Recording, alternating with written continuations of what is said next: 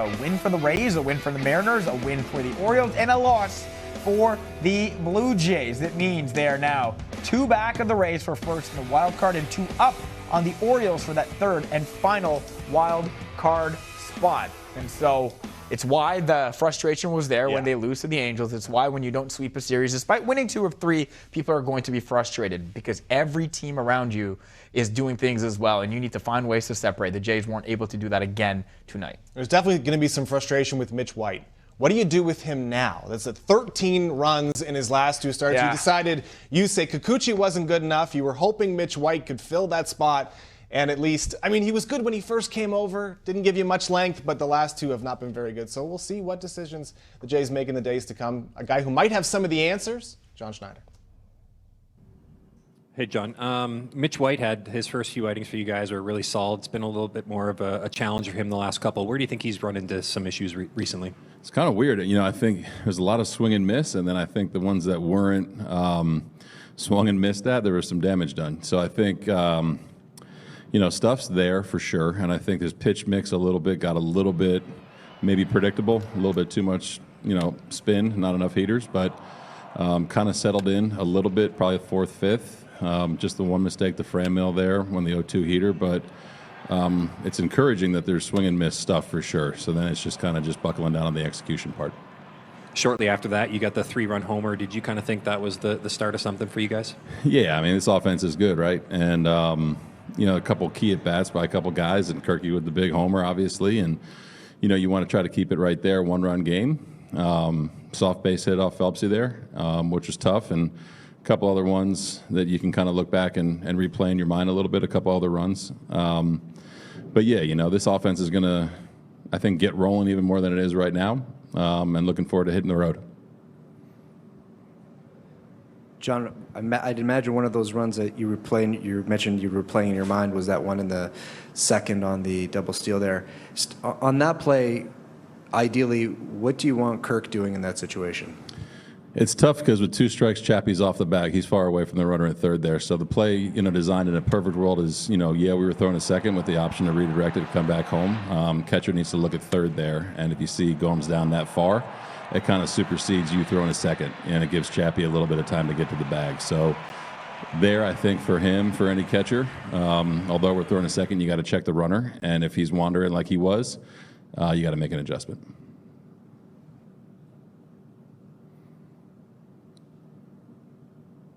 Just to follow up on that, with, you know, pop times and all those, the milliseconds, if you're checking a runner at third, do you not generally lose the opportunity for a out at second? No, I think your footwork stays the same. It sounds complicated, but it's not a really tough play for a catcher. As you're coming up and kind of doing your thing, you glance over, and you know, it was just like a millisecond off between Chappie throwing his hands up. He was kind of yelling a little bit late. But, you know, I think just in a perfect world, your eyes go to third base first as you're getting ready to throw to second. I know it sounds funny, but that's the way we draw it up. Off day for you guys tomorrow. How valuable will it be? I know you're talking about this stage in the season and guys being tired. How important is the day off tomorrow? Yeah, off days are always great, you know, when you're playing this many games and the amount of days we do. So we got some double headers coming up. So hopefully we take advantage of the off day, you know, hit the road tomorrow and, you know, just understand that it's going to be a grind, you know, 3 cities and a really important stretch for us. So hopefully they enjoy it and be ready to roll. You mentioned pregame that starting pitching is one of the pillars for continued success here. How do you sort of assess where you are, you know, taking into consideration Mitch's outing today in terms of starting pitching? I like where we are. I mean, I think our starters, you know, have been really, really good over the past 2 weeks or so, if you can kind of bucket it into that. And, you know, if you have to piece together a game, you piece together a game. And, you know, the goal is to have a quality start every time, keep the bullpen in order where they should be pitching and things like that. So, again, man, the stuff tonight for Mitch was good, a lot of swing and miss, and it was just a couple of mis-executed pitches or a couple of mistake pitches, but, you know, overall pleased with what he did. John, to follow up on Julia's question about the off day, do you have anything planned in terms of keeping things light ahead of a long trip? No, I mean, I think the players take care of that. I think they got a fantasy football draft going on tonight, which would be pretty fun. But no, man, you gotta respect their time off. If it's spent with family or if it's spent, with each other, that's fine. But at this stage of the season, you kind of just take your rest when you can get it. I know we got a few more coming up, so I hope they enjoy it. John, the homer for Kirk had been his first since July 26.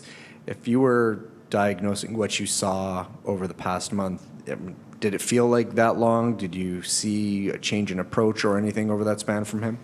Yeah, it felt kind of long. We joked about it, in the dugout a little bit, but approach, no, I don't think so. I think the quality of his at-bats are, they're consistent and have been consistent, and it's pretty amazing that he's one of a few players with more walks and strikeouts and things like that. So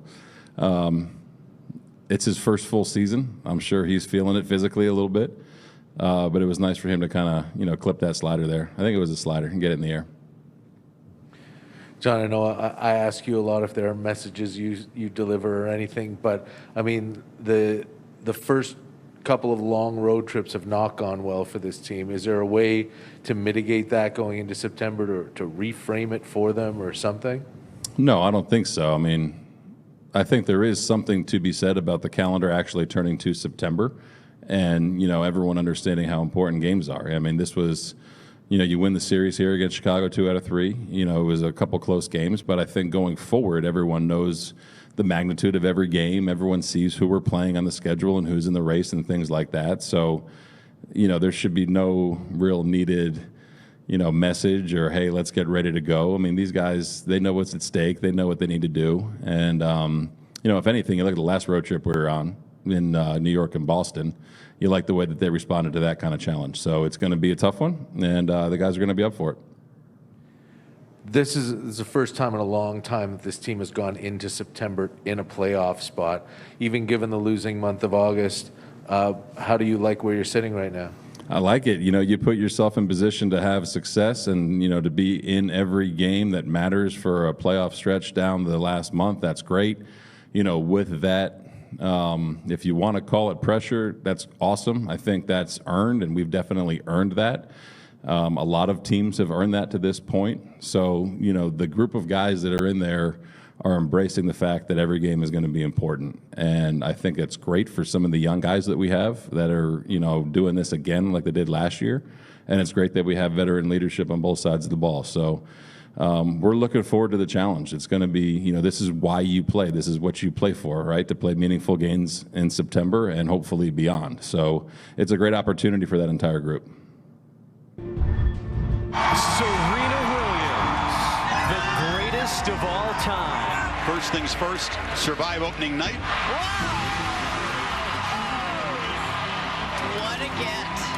She is fearless in every way, shape, and form. Oh, yeah.